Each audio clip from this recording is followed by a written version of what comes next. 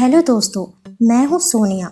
तो कहानी की शुरुआत होती है ओल्ड गदर मूवी से, जहाँ हमें गदर फिल्म का एक छोटा सा सीन दिखाया जाता है। तो फिल्म गदर बंटवारे के दौर की कहानी थी। फिल्म का गुणसूत्र ये था कि बंटवारे दंगा फसाद में अपने परिवार से बिछड़े एक मुस्लिम लड़की सकीना हमला का शिकार होने वाली होती है कि तभी एक ट्रक ड्राइवर तारा सिंह उसे आकर बचा लेता है और तारा सिंह को सकीना को देखते ही उससे प्यार हो जाता है और वो वहीं पर उसकी मांग भरकर उसे पत्नी भी बना लेता है। दोनों का एक प्यारा सा बेटा भी होता है जिसका नाम जीते होता है।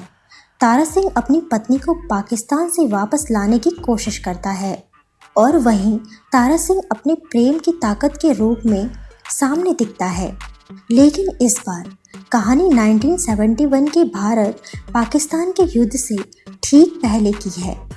सकीना के पिता अशरफ अली को तारा सिंह की मदद करने के आरोप में फांसी दी जा चुकी है और ये बात सकीना को बहुत अच्छे से मालूम है। और इस फांसी के पीछे सबसे बड़ा हाथ हमीद इकबाल का है, जो कि पाकिस्तान का जनरल बन चुका है और वो हिंदुस्तान से बहुत ज़्यादा नफरत करता है और उससे कहीं ज़्यादा वो तारा सिंह से भी नफरत करता है। जिसके बाद सीन शिफ्ट होता है पठानकोट में। यहाँ पर हम तारा सिंह को देख पाते हैं। तारा सिंह अपने ट्रकों में से आर्मी के कुछ सामानों को ले जाने और लाने का काम करता है। इसी बीच तारा सिंह को कर्नल रावत बुलाते हैं और वो तारा सिंह से कहते हैं कि इस बार जंग के असर नज़र आ रहे हैं। उन्हें ऐसा लग रहा है कि इस बार जंग होकर ही रहेगी और इसीलिए वो पहले से तैयारी करना चाहते हैं। इसीलिए वो तारा सिंह से गुजारिश करते हैं कि उन्हें बहुत सारे ट्रकों की ज़रूरत पड़ सकती है। तब तारा सिंह उनसे कहता है कि हिंदुस्तान के लिए हमेशा तैयार रहेगा। तभी हमें तारा सिंह के घर के सीन को दिखाया जाता है, जहाँ पर कि हम तारा सिंह की पूरी फैमिली को देख पाते हैं, जहाँ पर कि उसकी पत्नी सकीना और उसका बेटा जीते भी होता है। जीते का पढ़ाई में बिल्कुल भी मन नहीं लगता है, उसे तो बस एक्टर बनना है। लेकिन तारा सिंह ये नहीं चाहते थे कि उसका बेटा एक्टर बने, बल्कि वो चाहते थे कि उनका बेटा पढ़ाई करके अफसर बने। यहाँ पर जीते बाइक की डिमांड करता है, लेकिन तारा सिंह उससे साफ मना कर देते हैं, जिस बात से जीते नाराज़ हो जाता है और उनसे बात नहीं करता, जिस वजह से तारा सिंह को बहुत ज़्यादा बुरा लगता है। तो वो एक दिन उसके जन्मदिन पर एक बाइक गिफ्ट कर देता है। ये देखकर जीते बहुत ज़्यादा खुश हो जाता है। अब कुछ दिनों के बाद तारा सिंह फिर से जीते को समझाता है। वो उससे कहता है कि मैं नहीं चाहता कि तू भी मेरी तरह एक ड्राइवर बने। तारा सिंह और सकीना अपने बेटे जीते को बहुत ज़्यादा चाहते हैं, उसकी हर मनोकामना पूरी करते हैं। वो बात कर रहे थे कि तभी कर्नल रावत का तारा सिंह के पास कॉल आता है। कर्नल रावत तारा सिंह को बताते हैं कि दुश्मनों ने हमारे ऊपर हमला कर दिया है और वो बहुत ही तेज़ी से आगे भी बढ़ रहे हैं और आगे जो हमारे सोल्जर्स हैं उनके पास असला बारूद ख़त्म होने वाले हैं। तो तुम्हें ट्रकों के द्वारा असला बारूद को उन सोल्जरों तक पहुंचाना है। लेकिन अभी भी एक सोल्जर को तारा सिंह के ऊपर डाउट था कि आखिर तारा सिंह ये काम कर पाएगा या नहीं। तब तारा सिंह कहता है कि दुश्मन से पूछना कि आखिर तारा सिंह कौन है। अब तारा सिंह अपने साथियों के साथ मिलकर ट्रक के द्वारा सोल्जर्स तक असला बारूद पहुंचाने लगता है, लेकिन यहाँ पर दुश्मन उन ट्रकों को रोकने की कोशिश भी करते हैं, जिस वजह से कई सारी ट्रक जो है वो सोल्जर्स तक नहीं पहुँच पाते। लेकिन तारा सिंह का ट्रक जो है वो सोल्जर्स तक पहुँच जाता है। वो उन्हें असला बारूद डिलीवर करता है और साथ ही इस जंग में हिस्सा भी लेता है। तारा सिंह देखता है कि दुश्मन हमारे सोल्जरों के ऊपर पूरी तरह से हावी हैं। तब तारा सिंह उन दुश्मनों के ऊपर भूखे शेर की तरह टूट पड़ता है और उन सभी लोगों को बेरहमी से मार देता है और इस तरह से हमारे सोल्जर्स आगे बढ़ने लगते हैं। लेकिन दरअसल में ये पाकिस्तान की चाल थी। जैसे ही हमारे सोल्जर्स आगे बढ़ते हैं तो वो हमारे ऊपर एक जोरदार हमला करते हैं, जिस वजह से ढेर सारे सैनिक मारे जाते हैं और जो तारा सिंह के साथी थे उनमें से भी कई सारे लोग मारे जाते हैं। जिसके बाद पता चलता है कि इस हमले के दौरान तारा सिंह के साथ उसके कई साथियों को बंधक बना लिया गया है। बहुत दिनों तक जांच पड़ताल के बाद भी मालूम नहीं चल रहा था कि आखिर तारा सिंह और उसके साथी कहां पर हैं। लेकिन कुछ इन्वेस्टिगेशन के बाद मालूम चलता है कि तारा सिंह और उसके साथी पाकिस्तान के कोट लखपत जेल में बंद हैं। और ये बात जब सकीना और जीते को पता चलती है तो उनका बहुत ही ज़्यादा बुरा हाल हो गया था, क्योंकि उन्होंने ये कभी नहीं सोचा था कि एक दिन तारा सिंह पाकिस्तान की ऐसी जेल में बंद हो जाएगा जहाँ से उनके वापस आने का कोई भी चांस नहीं होगा। लेकिन जीते अपनी माँ को इस तरह से नहीं देखना चाहता था, इसीलिए वो डिसाइड करता है कि वो पाकिस्तान से अपने पिता को लेकर जरूर आएगा। और तभी वो अपने पापा के जिगरी दोस्त की चिट्ठी खोलता है जिसमें उसका एड्रेस लिखा हुआ था। अब वो अपनी माँ को इस हालत में नहीं देख पाता है और इसीलिए वो अपनी माँ के पास एक चिट्ठी छोड़ता है और तुरंत ही नकली वीज़ा और पासपोर्ट से पाकिस्तान में चला जाता है। तो जीते पाकिस्तान में एंटर होने के बाद सबसे पहले गुल्लू से मिलता है, जो कि तारा सिंह का बहुत ही अच्छा दोस्त था। और उसी के द्वारा जीते को पता चलता है कि तारा सिंह अपने साथियों के साथ लखपत जेल में बंद है। गुल्लू उसे बताता है कि वहां पहुंचने का सिर्फ एक ही रास्ता है कि वहां हर रोज बिरयानी जाती है और अगर तुम उस बिरयानी वाले की जॉब ले लो तो तुम वहां तक आसानी से पहुंच सकते हो। लेकिन उससे पहले तुम्हें मुस्कान नाम की एक लड़की को पटाना होगा, क्योंकि मुस्कान ही एक ऐसी लड़की है जो कि बिरयानी बनाने वालों को जॉब देती है। जो भी सबसे अच्छी बिरयानी बनाता है वो ही इस जॉब का हकदार होता है। मुस्कान को फिल्म देखने का बहुत शौक होता है और उसका फेवरेट हीरो राजेश खन्ना है और ये बात जीते को अच्छे से मालूम चल जाती है। तब वो मुस्कान के करीब आता है और उसे फिल्मी तरीके से पटाता है। अब यहाँ पर मुस्कान को भी कहीं ना कहीं जीते बहुत ज़्यादा पसंद आने लगा था, लेकिन एक दिन मुस्कान को जीते की सच्चाई पता चल जाती है। तब जीते भी यहाँ पर मुस्कान को सब कुछ सच सच बता देता है। वो उसे बताता है कि वो कोई आतंकवादी नहीं है, वो बस अपने पिता को यहाँ से बचाने के लिए आया है। मुस्कान को जीते से प्यार हो गया था। तब यहाँ मुस्कान भी जीते का साथ देती है। कुछ दिनों के बाद ईद थी और सभी कैदियों को बाहर लाकर सेवइयां खिलाई जा रही थी। हमीद इकबाल सभी कैदियों को बाहर लाता है, लेकिन यहाँ पर इन कैदियों में तारा सिंह नहीं था। ये देखकर जीते को बहुत अजीब लगा। तभी उसे पता चला कि एक कैदी जो है वो अंडर जेल में है, क्योंकि वो बहुत उत्पात मचा रहा था। तब यहाँ पर जीते किसी तरह से उस जेल में पहुँच तो जाता है, लेकिन जीते को बाहर जाकर पता चलता है कि उस जेल में तारा सिंह नहीं बल्कि कोई और ही है। लेकिन इसी चक्कर में जीते उन लोगों के हाथ पकड़ा जाता है। वैसे तो कई दिनों से आईएसआई के लोग उस पर नज़र रख रहे थे, लेकिन इस बार हमीद इकबाल ने जीते को पकड़ लिया था। हमीद इकबाल यहाँ पर जीते को बुरी तरह से मारता है और उससे कहता है कि अब तू यहाँ पर मरेगा और तेरा बाप भी मरेगा। हमीद इकबाल जीते को बता देता है कि तेरा बाप तो यहाँ पर नहीं है, लेकिन तेरे यहाँ पर होने के कारण उससे यहाँ आना ही पड़ेगा।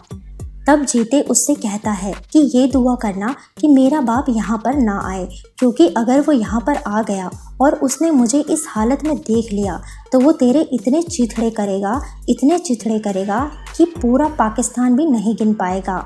जिसके बाद सीन शिफ्ट होता है पठानकोट के बाहर, जहाँ पर कि सकीना तारा सिंह की तरफ दौड़ रही थी। यहाँ पर हमें पता चलता है कि दरअसल तारा सिंह वापस आ चुका है और तारा सिंह बताता है कि जंग के दौरान वो दुश्मनों के हाथ नहीं पकड़ाया था, बल्कि वो तो बेहोशी की हालत में नदी से कहीं दूर निकल गया था। वहाँ के कुछ लोगों ने उसे हॉस्पिटल ले गए, लेकिन वो बहुत दिनों तक कोमा में रहा और जब उसे होश आया तो वो यहाँ पर आ गया। जिसके बाद तारा सिंह को सकीना के द्वारा पता चलता है कि जीते पाकिस्तान में है। सकीना यहाँ पर तारा सिंह को सब कुछ बता देती है। ये सुनने के बाद तारा सिंह पूरी तरह से बौखला जाता है। उसे मालूम है कि वहाँ के लोग किस तरह से उसके साथ बर्ताव करेंगे। तब तारा सिंह डिसाइड करता है कि वो अपने बेटे जीते को लेने के लिए पाकिस्तान जरूर जाएगा और अगले ही दिन वो अपने सफ़र की तरफ निकल पड़ता है। जीते वहाँ से जो चिट्ठियाँ भेजता था वो सारी चिट्ठियाँ यहाँ पर तारा सिंह के पास थी और वो सारी चिट्ठियों को पढ़ रहा था। और फिर कुछ समय के बाद तारा सिंह लाहौर में एंटर हो जाता है। जब तारा सिंह वहाँ पर पहुँचता है तो वो देखता है कि यहाँ पर तो अलग तरह का माहौल बना हुआ है। यहाँ पर हिंदुस्तान की मुर्दाबाद के नारे लगाए जा रहे थे। दूसरी तरफ हम देखते हैं कि हमीद इकबाल ने जीते को पब्लिक के सामने रख दिया था। वो पूरे पब्लिक के सामने उसे देशद्रोही घोषित कर देता है। पाकिस्तानी पब्लिक के बीच में हमीद इकबाल ने उन लोगों के अंदर बहुत ज़्यादा नफरत पैदा कर दी थी जीते को लेकर। तब सभी लोग चाहते थे कि अब जीते को फांसी हो जाए, इसीलिए जीते को यहाँ पर एक तोप से बांध दिया जाता है। जीते की हालत ज़्यादा ख़राब थी। तब आखिर में जीते हमीद इकबाल से कहता है कि मरते हुए इंसान की आखिरी ख्वाहिश तो ज़रूर पूरी करते हैं। तब हमीद इकबाल जीते से पूछता है कि आखिर तेरी आखिरी ख्वाहिश क्या है। इतना बोलने के बाद यहाँ पर एंट्री होती है तारा सिंह की। तारा सिंह यहाँ पर आता है और तुरंत ही हमीद इकबाल से कहता है कि मेरे बेटे को छोड़ दो, तुम्हें मैं चाहिए था तो मैं यहाँ पर आ गया हूँ। लेकिन हमीद इकबाल यहाँ पर तारा सिंह से उल्टी सीधी बातें करता है और अब दोनों को मारने की बात भी करता है, जिसके बाद हमीद इकबाल इस्लाम के बारे में तारा सिंह से उल्टी सीधी बातें करने लगता है। तब यहाँ पर तारा सिंह उससे कहता है कि अगर पाकिस्तान के लोगों को हिंदुस्तान जाने का मौका मिले तो आधे से ज़्यादा पाकिस्तान खाली हो जाएगा और तुम्हें भीख मांगने के लिए कटोरा भी नहीं मिलेगा। ये बात सुनने के बाद हमीद इकबाल को गुस्सा आ जाता है और वो यहाँ पर तारा सिंह और जीते को मारने का ऑर्डर दे देता है। लेकिन यहाँ पर तारा सिंह बौखलाकर सभी को मार गिराता है और अपने बेटे जीते को लेकर यहाँ से भाग निकलता है। लेकिन अब पाकिस्तानी सोल्जर्स तारा सिंह और जीते के पीछे पड़ जाते हैं। यहाँ से वो दोनों किसी तरह से भाग निकलते हैं, लेकिन अभी भी उनका पीछा कर रहे थे। तब यहाँ पर तारा सिंह बौखलाते हुए सभी के सामने आता है और उन सभी को मार गिराता है, क्योंकि तारा सिंह अपने आप में एक आर्मी है। कुछ टुकड़ियों को तारा सिंह इतनी बेरहमी से मारता है कि कुछ लोग तो तारा सिंह को देखकर ही वहां से भाग जाते हैं, क्योंकि तारा सिंह का ये रूप पूरी तरह से गदर मचा देता है और तारा सिंह का पूरा ध्यान दुश्मनों से लड़ने में था। वहाँ दूसरी तरफ कुछ लोगों ने जीते को पकड़ लिया था, पर जीते यहाँ पर उनसे जैसे तैसे लड़ाई करके उनसे दूर भाग निकलता है। लेकिन वो तारा सिंह से भी अब दूर हो जाता है। अब तारा सिंह को जीते की चिंता होने लगी थी, क्योंकि उसे ऐसा लग रहा था कि शायद उन लोगों ने जीते को फिर से पकड़ लिया है। अब तारा सिंह गली गली जाकर अपने बेटे जीते को ढूंढने लगता है। इसके बाद हम दूसरी तरफ देखते हैं मुस्कान को, जिसके पास हमीद इकबाल आया था और यहाँ पर हमें पता चलता है कि दरअसल मुस्कान के परिवार वालों को हमीद इकबाल ने गन पॉइंट पर रख के यहाँ पर जीते के बारे में बहुत सारी उल्टी सीधी अफवाहें फैला दी हैं और एक कागज़ पर मुस्कान के साइन भी ले लिए थे। अब इस वजह से ये दोनों बाप बेटे वांटेड बन जाते हैं। लेकिन मुस्कान की फैमिली चाहती थी कि यहाँ पर जीते और मुस्कान दोनों ही एक हो जाएं और वो तारा सिंह की भी मदद करने के लिए मान जाते हैं, क्योंकि उन्हें पता चल गया था कि जीते और तारा सिंह बिल्कुल सही हैं। तो यहाँ पर मुस्कान के फैमिली वाले मुस्कान समेत जीते और तारा सिंह को एक खुफिया रास्ते द्वारा हिंदुस्तान भेजने का प्लान बनाने लगते हैं। लेकिन ये बात कहीं ना कहीं हमीद इकबाल को पता चल जाती है और जिसके बाद हमीद इकबाल तारा सिंह, मुस्कान और जीते को पकड़ लेता है। वो उन्हें बॉर्डर के पास ले जाता है और यहाँ पर वो उन्हें बुरी तरह से मार रहा था, जिसके बाद हमीद इकबाल तारा सिंह के पास जाता है और तलवार की नोक पर वो उससे कहलवाता है कि हिंदुस्तान मुर्दाबाद के नारे लगाए। तारा सिंह हमीद इकबाल से कहता है कि अगर मैं ये बात कह भी दूं तब भी हमारा हिंदुस्तान हमेशा आज़ाद ही रहेगा। और साथ ही तारा सिंह हमीद इकबाल से ये बात भी कहता है कि अगर तुम सारे पाकिस्तानी मिलकर हिंदुस्तान मुर्दाबाद के नारे भी लगाओ ना, तब भी ये बात सिर्फ बॉर्डर तक ही पहुंच पाएगी। लेकिन अगर सारे हिंदुस्तानी ने मिलकर हिंदुस्तान जिंदाबाद के नारे लगा दिए तो पूरा पाकिस्तान फट जाएगा।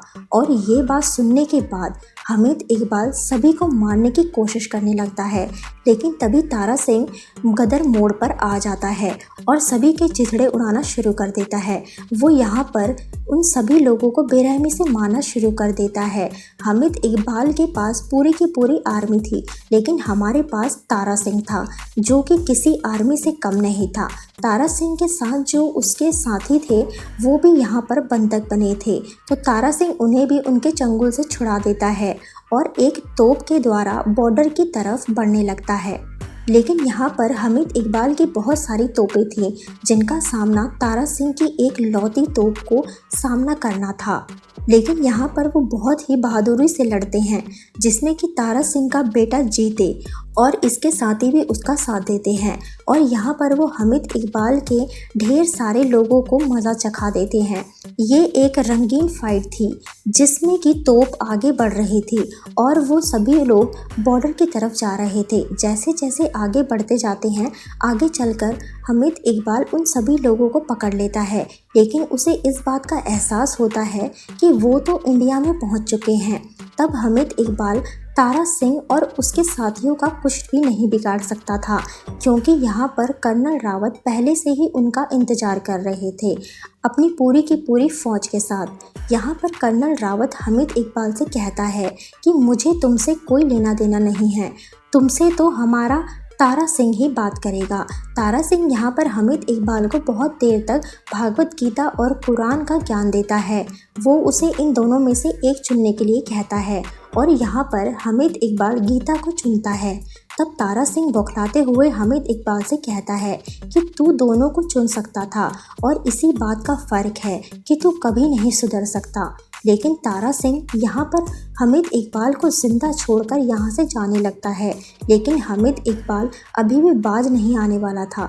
वो पीछे से तारा सिंह को मारने की कोशिश करता है, लेकिन उसे मारने से पहले कर्नल रावत सारे फौजी हामिद इकबाल को मार गिराते हैं और आखिर में पाकिस्तानी सोल्जर्स भी हामिद इकबाल को गोली मार देते हैं, क्योंकि उन्हें भी समझ आ गया था कि हामिद इकबाल बहुत ही गलत आदमी है।